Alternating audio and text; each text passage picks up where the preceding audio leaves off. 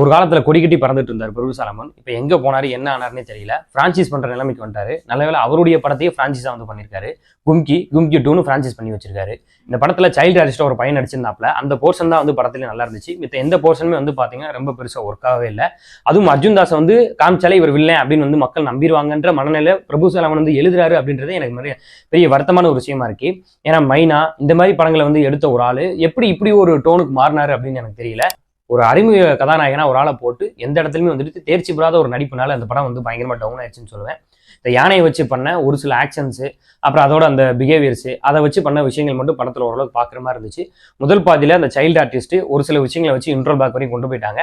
Second ஹாஃப்ல வந்து பார்த்தீங்கன்னா நம்ம பொறுமையை ரொம்பவே சோதிச்சிட்டாங்க அப்படின்னு சொல்லலாம். ஓடிடியில் வந்த பிறகு பாருங்க கும்கி 2.